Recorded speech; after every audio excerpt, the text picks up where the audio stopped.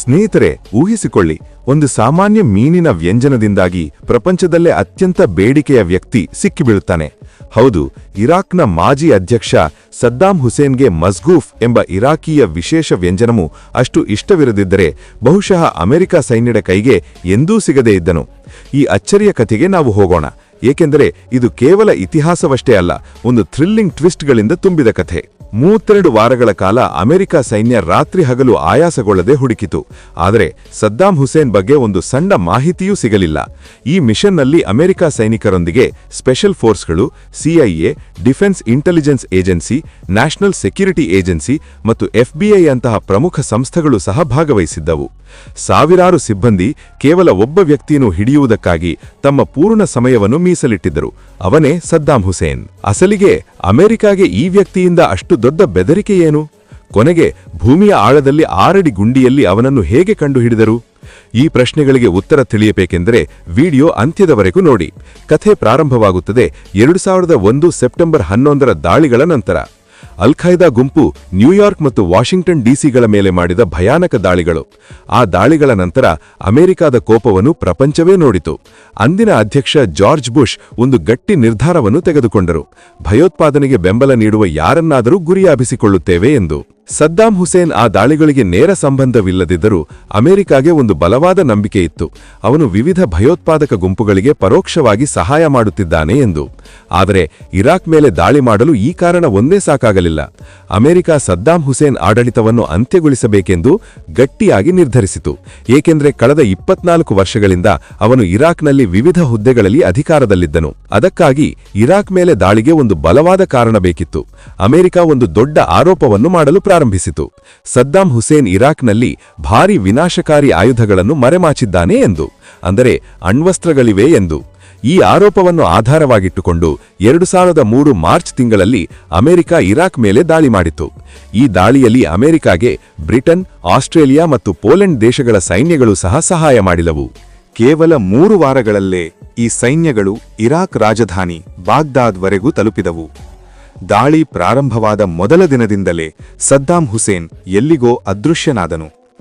America ಸೈನ್ಯ ಬಾಗ್ದಾದ್ಗೆ ಪ್ರವೇಶಿಸಿದಾಗ ಅವನ ಜಾಡ ಎಲ್ಲೂ ಕಾಣಲಿಲ್ಲ. ಅಮೆರಿಕ ಟ್ಯಾಂಕ್ಗಳು ಮತ್ತು ಸೈನಿಕರು ಬಾಗ್ದಾದನ್ನು ವಶಪಡಿಸಿಕೊಂಡು ಸದ್ದಾಂ ಹುಸೇನ್ನ 24 ವರ್ಷಗಳ ಆಡಳಿತವನ್ನು ಕೆಡವಿದರು. ಬಾಗ್ದಾದ್ನ ಪ್ರಸಿದ್ಧ ಫಿರ್ದೌಸ್ ಚೌಕ್ನಲ್ಲಿದ್ದ ಅವನ ಪ್ರತಿಮೆಯನ್ನು ಸೈನಿಕರು ಕೆಡವಿ ತಮ್ಮ ಜಯವನ್ನು ಆಚರಿಸಿದರು. ಆದರೆ ಪ್ರತಿಮೆಯನ್ನು ಕೆಡವುವುದು ಸುಲಭವೇ, ಅಸಲು ಸದ್ದಾಂ ಹುಸೇನನ್ನು ಹಿಡಿಯುವುದು ಅಷ್ಟು ಸುಲಭವಲ್ಲ. ಇದು ಒಂದು ದೊಡ್ಡ ಸವಾಲು. ಈಗ ಸದ್ದಾಂ ಹುಸೇನ್ ಮತ್ತು ಅವನ ಸರ್ಕಾರದಲ್ಲಿನ ಉನ್ನತ ಅಧಿಕಾರಿಗಳನ್ನು ಹುಡುಕುವುದು ಅಮೆರಿಕ ಸೈನ್ಯಕ್ಕೆ ಅತ್ಯಂತ ಮುಖ್ಯವಾಯಿತು. ಪ್ರತಿ ಸೈನಿಕನಿಗೂ ಪೂರ್ಣ ಅಧಿಕಾರ ನೀಡಿದರು. ಸದ್ದಾಂ ಹುಸೇನ್ ಅಥವಾ ಅವನ 51 ಮಂದಿ ಉನ್ನತ ಅಧಿಕಾರಿಗಳನ್ನು ಎಲ್ಲೂ ನೋಡಿದರೂ, ಬದುಕಿದ್ದರು ಅಥವಾ ಸತ್ತರೂ ತಕ್ಷಣ ಹಿಡಿಯಬೇಕೆಂದು. ಒಟ್ಟು 52 ಮಂದಿ ಮೋಸ್ಟ್ ವಾಂಟೆಡ್ ಪಟ್ಟಿಯಲ್ಲಿದ್ದರು. ಅವರ ಮುಖಗಳನ್ನು ನೆನಪಿಟ್ಟುಕೊಳ್ಳಲು ವಿಶೇಷ ಕಾರ್ಡ್ಗಳನ್ನು ತಯಾರಿಸಿದರು. ಮುಂದಿನ ಹಲವು ತಿಂಗಳುಗಳ ಕಾಲ ಅಮೆರಿಕ ಸೈನ್ಯ ಇರಾಕ್ ಮುಗಿಲು ಮುಟ್ಟಿ ಹುಡುಕಿತು. ಮನೆಗಳ ಮೇಲೆ ದಾಳಿಗಳು ಮಾಡಿದರು, ಬಂಧುಗಳನ್ನು ವಿಚಾರಣೆ ಮಾಡಿದರು, ಅಂಗಡಿಗಳು, ಕಾಲೇಜುಗಳು, ಮಸೀದಿಗಳು ಏನನ್ನೂ ಬಿಡದೆ ನೋಡಿದರು. ಅವರಿಗೆ ತಿಳಿದದ್ದು ಒಂದೇ: ಸದ್ದಾಂ ಹುಸೇನ್ ಇರಾಕ್ನಲ್ಲೇ ಇದ್ದಾನೆ, ಆದರೆ ಎಲ್ಲಿದ್ದಾನೆಂದು ತಿಳಿಯುತ್ತಿಲ್ಲ. ಈ ಹುಡುಕಾಟದಲ್ಲಿ ಎಷ್ಟು ಉತ್ಕಂಠ, ಎಷ್ಟು ನಾಟಕೀಯತೆ ಇದೆ ಎಂದು ಊಹಿಸಿಕೊಳ್ಳಿ. ಹಲವು ತಿಂಗಳುಗಳು ಕಳೆದವು, ಆದರೆ ಸದ್ದಾಂ ಹುಸೇನ್ ಮತ್ತು ಅವನ 2 ಮಕ್ಕಳ ಬಗ್ಗೆ ಒಂದು ಸಣ್ಣ ಸುಳಿವೂ ಸಿಗಲಿಲ್ಲ. ಅప్పుడు ಅಮೆರಿಕ ಒಂದು ದೊಡ್ಡ ಘೋಷಣೆ ಮಾಡಿತು: ಸದ್ದಾಂ ಹುಸೇನ್ ಅಥವಾ ಅವನ ಮಕ್ಕಳ ಬಗ್ಗೆ ಮಾಹಿತಿ ನೀಡಿದವರಿಗೆ $25 ಮಿಲಿಯನ್ ಬಹುಮಾನ ನೀಡುತ್ತೇವೆ ಎಂದು. ಅವನ ಮಕ್ಕಳಿಗೆ ತಲಾ $15 ಮಿಲಿಯನ್ ಮತ್ತು ಸದ್ದಾಂ ಹುಸೇನ್ಗೆ $25 ಮಿಲಿಯನ್. ಇರಾಕ್ನಲ್ಲಿ ಹಲವರು ಸದ್ದಾಂ ಹುಸೇನ್ ಮೇಲೆ ಕೋಪದಿಂದಿದ್ದರು. ಅದಕ್ಕಾಗಿ ಅಮೆರಿಕಾಗೆ ನಂಬಿಕೆ ಇತ್ತು, ಹಣದ ಆಸೆಯಿಂದ ಯಾರಾದರೂ ಮಾಹಿತಿ ನೀಡುತ್ತಾರೆ ಎಂದು. ನಿಜವಾಗಿಯೂ ಅದೇ ಆಯಿತು. ಒಬ್ಬ ವ್ಯಕ್ತಿ ಅಮೆರಿಕ ಸೈನಿಕ ಶಿಬಿರಕ್ಕೆ ಬಂದು ಹೇಳಿದನು: ಸದ್ದಾಂ ಹುಸೇನ್ ಮಕ್ಕಳಾದ ಉದಯ್ ಮತ್ತು ಕುಸೈ ನನ್ನ ಮನೆಯಲ್ಲಿದ್ದಾರೆ ಎಂದು. ಮೊದಲು ಯಾರೂ ನಂಬಲಿಲ್ಲ, ಆದರೆ ಆ ಮನೆಯನ್ನು ಸುತ್ತುವರಿದು ನೋಡಿದ ನಂತರ ನಿಜವೆಂದು ತಿಳಿಯಿತು. ಇಬ್ಬರೂ ಅಲ್ಲೇ ಇದ್ದರು. ಅವರು ಸುಲಭವಾಗಿ ಹೊರಗೆ ಬರುವುದಕ್ಕೆ ಸಿದ್ಧರಿರಲಿಲ್ಲ, ಏಕೆಂದರೆ ಅವರು ಸಂಪೂರ್ಣವಾಗಿ ಆಯುಧಗಳೊಂದಿಗೆ ಸಿದ್ಧರಿದ್ದರು. ಹಲವು ಪ್ರಯತ್ನಗಳ ನಂತರ ಮನೆಯ ಮೇಲೆ ಮಿಸೈಲ್ ದಾಳಿ ಮಾಡಿದರು. ಸೈನಿಕರು ಮನೆಗೆ ಹೋಗಿ ನೋಡಿದಾಗ ಉದಯ್ ಮತ್ತು ಕುಸೈ ಇಬ್ಬರ ಶವಗಳು ಸಿಕ್ಕವು. ಇದು ಒಂದು ದೊಡ್ಡ ಅಚ್ಚರಿ, ಏಕೆಂದರೆ ಸದ್ದಾಂ ಹುಸೇನ್ ಇದ್ದ ಸ್ಥಳವನ್ನು ಹೇಳುವ ಕೊನೆಯ ಆಶೆಯೂ ಹೋಯಿತು. ಆದರೆ ಅಮೆರಿಕ ಸೈನ್ಯ ಇದನ್ನು ಸೋಲು ಎಂದು ಭಾವಿಸಲಿಲ್ಲ. ಸದ್ದಾಂ ಹುಸೇನ್ ಸಹಚರರಲ್ಲಿ ಹಲವರನ್ನು ಹಿಡಿದು ಜೈಲಿಗೆ ಹಾಕಿದರು. ಆದರೆ ಎಲ್ಲಿಂದಲೂ ಸದ್ದಾಂ ಬಗ್ಗೆ ಮಾಹಿತಿ ಬರಲಿಲ್ಲ. 4 ತಿಂಗಳುಗಳು ಕಳೆದವು ಮತ್ತು ಅಮೆರಿಕ ಸೈನ್ಯ ಈಗ ಯೋಚಿಸುತ್ತಿದೆ, ಸದ್ದಾಂ ಹುಸೇನ್ ಬಹುಶಃ ಯಾವುದೋ ದಾಳಿಯಲ್ಲಿ ಸತ್ತಿರಬಹುದು ಎಂದು. ಈ ಯೋಚನೆಯೊಂದಿಗೆ ಅವರ ಹುಡುಕಾಟಗಳು ಕಡಿಮೆಯಾದವು. ಯಾವ ಸೈನಿಕ ಕಾರ್ಯಕ್ರಮ ಅಥವಾ ಗುಪ್ತಚರ ವರದಿಯೂ ಸದ್ದಾಂ ಹುಸೇನ್ ಬದುಕಿದ್ದಾನೆ ಎಂಬ ಸುಳಿವು ನೀಡಲಿಲ್ಲ. ಆದರೆ ಇಷ್ಟರಲ್ಲಿ ಒಂದು ಆಡಿಯೋ ಟೇಪ್ ಮೊತ್ತ ಕಥೆಯನ್ನು ಬದಲಾಯಿಸಿತು. ಆ ಆಡಿಯೋ ಟೇಪ್ ಸದ್ದಾಂ ಹುಸೇನ್ ಧ್ವನಿಯಲ್ಲಿತ್ತು. ಅದರಲ್ಲಿ ಅವನು ತನ್ನ 2 ಮಕ್ಕಳ ಸಾವಿನ ಬಗ್ಗೆ ದುಃಖವನ್ನು ವ್ಯಕ್ತಪಡಿಸಿದ್ದನು. ಈ ಆಡಿಯೋ ಟೇಪ್ ಅರ್ಥ, ಸದ್ದಾಂ ಹುಸೇನ್ ಇನ್ನೂ ಬದುಕಿದ್ದಾನೆ. ಅಮೆರಿಕ ಮತ್ತೆ ಸದ್ದಾಂ ಹುಸೇನನ್ನು ಹುಡುಕುವುದನ್ನು ವೇಗಗೊಳಿಸಿತು ಮತ್ತು ಅವನ ತಲೆಯ ಮೇಲಿರುವ $25 ಮಿಲಿಯನ್ ಬಹುಮಾನವನ್ನು $30 ಮಿಲಿಯನ್ ಹೆಚ್ಚಿಸಿತು. ಅಷ್ಟೇ ಅಲ್ಲದೆ ಮಾಹಿತಿ ನೀಡಿದವರಿಗೆ ಅಮೆರಿಕ ಪೌರತ್ವ ನೀಡುತ್ತೇವೆ ಎಂದು ಭರವಸೆ ನೀಡಿತು. ಇಷ್ಟು ದೊಡ್ಡ ಮೊತ್ತ ನೋಡಿ ಇರಾಕಿಯ ಜನರೆಲ್ಲರೂ ತಮ್ಮ ಅದೃಷ್ಟವನ್ನು ಪರೀಕ್ಷಿಸಲು ಪ್ರಾರಂಭಿಸಿದರು ಮತ್ತು ವಿವಿಧ ರೀತಿಯ ಮಾಹಿತಿಗಳನ್ನು ನೀಡಲು ಆರಂಭಿಸಿದರು. ಆಶೆಯೊಂದಿಗೆ ಒಂದು ವೇಳೆ ಸದ್ದಾಂ ಹುಸೇನ್ ಅಲ್ಲಿಗೆ ಸಿಕ್ಕರೆ ಬಹುಮಾನ ಬರುತ್ತದೆ ಎಂದು. ಆದರೆ ಇದರಿಂದ ಅಮೆರಿಕ ಕೆಲಸ ಇನ್ನಷ್ಟು ಕಷ್ಟವಾಯಿತು. ತಾಷ್ಪೇಕ್ಗಳಲ್ಲಿರುವವರಲ್ಲಿ ಬಹುತೇಕರನ್ನು ಹಿಡಿದಿದ್ದರು. ಕೇವಲ ಕೆಲವರು ಮಾತ್ರ ಬಾಕಿ, ಅದರಲ್ಲಿ ಸದ್ದಾಂ ಹುಸೇನ್ ಸಹ ಒಬ್ಬನು.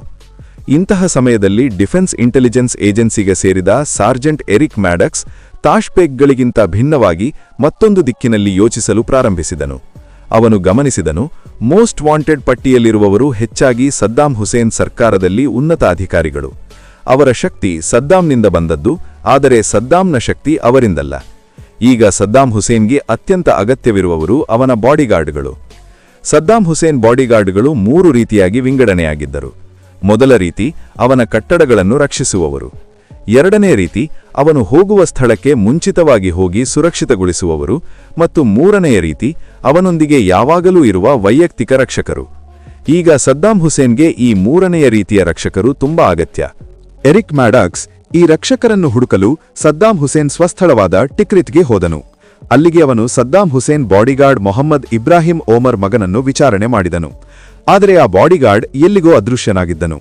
ನಂತರ ಅವನು ಸದ್ದಾಂ ಹುಸೇನ್ ಒಬ್ಬ ಹಳೆಯ ಸೇವಕನನ್ನು ಭೇಟಿಯಾದನು ಮತ್ತು ಅವನಿಂದ ಒಂದು ಮುಖ್ಯ ಮಾಹಿತಿ ಸಿಕ್ಕಿತು. ಸದ್ದಾಂ ಹುಸೇನ್ಗೆ ಮಸ್ಗೂಫ್ ಎಂಬ ಮೀನುಗಳಿಂದ ಮಾಡುವ ವ್ಯಂಜನ ತುಂಬಾ ಇಷ್ಟ ಎಂದು. ಅప్పుడు ಮ್ಯಾಡಕ್ಸ್ಗೆ ನೆನಪಾಯಿತು, ಇಬ್ರಾಹಿಂ ಓಮರ್ ಮಗನ ವಿಚಾರಣೆಯಲ್ಲಿ ಹೇಳಿದ ಮಾತು. ಅವನ ತಂದೆಗೆ ಮೀನುಗಳನ್ನು ಹಿಡಿಯುವುದು ತುಂಬಾ ಇಷ್ಟ ಮತ್ತು ಸಮೇರಾ ಎಂಬ ಪಟ್ಟಣದಲ್ಲಿ ಒಂದು ಮೀನು ಸಾಕಣೆ ಕೇಂದ್ರವೂ ಇದೆ. ಮ್ಯಾಡಕ್ಸ್ ಆ ಮೀನು ಸಾಕಣೆ ಕೇಂದ್ರಕ್ಕೆ ಹೋದನು. ಅಲ್ಲಿ ಇಬ್ರಾಹಿಂ ಓಮರ್ ಇರಲಿಲ್ಲ, ಆದರೆ 2 ಮೀನು ಹಿಡಿಯುವವರು ಸಿಕ್ಕರು. ಅವರಲ್ಲಿ ಒಬ್ಬನು ಇರಾಕಿಯ ಗೆರಿಲ್ಲಾ ಯೋಧನ ಬಂಧು. ಸದ್ದಾಂ ಹುಸೇನ್ ಆಡಳಿತ ಕುಸಿದ ನಂತರ ಅವನ ಸನ್ನಿಹಿತ ಸೈನಿಕ ಅಧಿಕಾರಿಗಳು ಅಮೆರಿಕ ಸೈನ್ಯದ ಮೇಲೆ ಗೆರಿಲ್ಲಾ ಯುದ್ಧವನ್ನು ಪ್ರಾರಂಭಿಸಿದರು. ಆ ಗೆರಿಲ್ಲಾ ಯೋಧರು ಇಬ್ರಾಹಿಂ ಓಮರ್ ಆದೇಶಗಳಂತೆ ಕೆಲಸ ಮಾಡುತ್ತಿದ್ದರೆಂದು ಅನುಮಾನವಿತ್ತು. ಆ ಮೀನು ಹಿಡಿಯುವವನು ತನ್ನ ಮಾವನ ಬಗ್ಗೆ ಹೇಳಿದನು. ಅವನ ಮನೆ ಬಾಗ್ದಾದ್ನಲ್ಲಿದೆ ಎಂದು. ಮ್ಯಾಡಕ್ಸ್ ತನ್ನ ತಂಡದೊಂದಿಗೆ ಬಾಗ್ದಾದ್ನಲ್ಲಿರುವ ಆ ಮನೆಯನ್ನು ಸುತ್ತುವರಿದನು, ಆಶೆಯೊಂದಿಗೆ ಅಲ್ಲಿಗೆ ಯಾವುದಾದರೂ ಮಾಹಿತಿ ಸಿಗುತ್ತದೆ ಎಂದು. ಮತ್ತು ಅಚ್ಚರಿಯಂತೆ ಇಬ್ರಾಹಿಂ ಓಮರ್ ಅಲ್ಲೇ ಮರೆಯಾಗಿದ್ದನು. ಇಬ್ರಾಹಿಂ ಓಮರ್ ಸದ್ದಾಂ ಹುಸೇನ್ ವೈಯಕ್ತಿಕ ರಕ್ಷಕನು ಮತ್ತು ಅವನು ತನ್ನ ಮೀನು ಸಾಕಣೆ ಕೇಂದ್ರದಿಂದ ಮಸ್ಗೂಫ್ ಎಂಜನವನ್ನು ತಯಾರಿಸಿ ಸದ್ದಾಂ ಹುಸೇನ್ಗೆ ಕಳುಹಿಸುತ್ತಿದ್ದನು. ಪ್ರಸ್ತುತ ಅವನು ಅಮೆರಿಕ ಸೈನ್ಯದ ಮೇಲೆ ಗೆರಿಲ್ಲಾ ಯುದ್ಧವನ್ನು ನಡೆಸುತ್ತಿದ್ದನು ಮತ್ತು ಸದ್ದಾಂ ಹುಸೇನ್ ಇದ್ದ ಸ್ಥಳ ಅವನಿಗೊಬ್ಬನಿಗೆ ತಿಳಿದಿತ್ತು. ಸಿಕ್ಕಿಬಿದ್ದ ನಂತರ ಮೊದಲು ಇಬ್ರಾಹಿಂ ಓಮರ್ ಏನನ್ನೂ ಹೇಳಲು ಸಿದ್ಧವಿರಲಿಲ್ಲ. ಆದರೆ ಮ್ಯಾಡಕ್ಸ್ ಅವನನ್ನು ವಿಚಾರಣೆ ಮಾಡಿ ಅವನಿಗೂ ಮತ್ತು ಅವನ ಕುಟುಂಬಕ್ಕೂ ಅಮೆರಿಕ ಪೌರತ್ವ ನೀಡುತ್ತೇವೆ ಎಂದು ಭರವಸೆ ನೀಡಿದ ನಂತರ ಅವನು ಮಾತನಾಡಲು ಪ್ರಾರಂಭಿಸಿದನು. ಇಬ್ರಾಹಿಂ ಓಮರ್ ಹೇಳಿದನು, ಸದ್ದಾಂ ಹುಸೇನ್ ಅದ್ದೂರ್ ಎಂಬ ಪಟ್ಟಣದಲ್ಲಿ ಮರೆಯಾಗಿದ್ದಾನೆ ಎಂದು. ಅವನ ಸೂಚನೆಯಂತೆ ಅಮೆರಿಕ ಸೈನಿಕರು ಅದ್ದೂರ್ ಪಟ್ಟಣದಲ್ಲಿ ಹುಡುಕುವುದನ್ನು ಪ್ರಾರಂಭಿಸಿದರು. ಅಲ್ಲಿ ಟೈಗ್ರಿಸ್ ನದಿಯ ತೀರದಲ್ಲಿ 2 ಫಾರ್ಮ್ ಹೌಸ್ಗಳಿದ್ದವು, ಆದರೆ 2 ಖಾಲಿ ಇದ್ದವು. ಅప్పుడు ಸೈನಿಕರೊಂದಿಗೆ ಇದ್ದ ಇಬ್ರಾಹಿಂ ಓಮರ್ ಭೂಮಿಯ ಕಡೆಗೆ ತೋರಿಸಿದನು. ಅಲ್ಲಿ ಒಂದು ಉದ್ದನೆಯ ಹಗ್ಗವು ಬಿದ್ದಿತ್ತು. ಆ ಹಗ್ಗ ಭೂಮಿಯ ಆಳಕ್ಕೆ ಹೋಗಿ ಒಂದು ಸ್ಪೈಡರ್ ಹೋಲ್ ಎಂಬ ಸಣ್ಣ ರಂಧ್ರಕ್ಕೆ ಸೇರುತ್ತಿತ್ತು. ಆ ರಂಧ್ರದ ಬಾಗಿಲನ್ನು ಸ್ಟೈರೋಫೋಮ್ನಿಂದ ಮುಚ್ಚಿದ್ದರು. ರಂಧ್ರವನ್ನು ತೆರೆದಾಗ ಕತ್ತಲೆಯಲ್ಲದೆ ಏನೂ ಕಾಣಲಿಲ್ಲ. ಒಬ್ಬ ಸೈನಿಕ ಒಳಗೆ ಹ್ಯಾಂಡ್ ಗ್ರೆನೇಡ್ ಎಸೆಯಲು ಹೊರಟಿದ್ದಂತೆ ಆ ರಂಧ್ರದಿಂದ 2 ಕೈಗಳು ಹೊರಬಂದವು. ಉದ್ದನೆಯ ಗಡ್ಡವಿದ್ದ ಆ ವ್ಯಕ್ತಿ ಹೊರಬಂದು ಹೇಳಿದನು, ನನ್ನ ಹೆಸರು ಸದ್ದಾಂ ಹುಸೇನ್, ನಾನು ಇರಾಕ್ ಅಧ್ಯಕ್ಷನು. ಅಮೆರಿಕ ಸೈನ್ಯ ಸದ್ದಾಂ ಹುಸೇನನ್ನು ಬದುಕಿ ಹಿಡಿಯುವಲ್ಲಿ ಯಶಸ್ವಿಯಾಯಿತು. 32 ವಾರಗಳ ಅವಿರತ ಪ್ರಯತ್ನಗಳ ನಂತರ ಎರಿಕ್ ಮ್ಯಾಡಕ್ಸ್ ಕೃಷಿ ಕೊನೆಗೂ ಫಲ ನೀಡಿತು.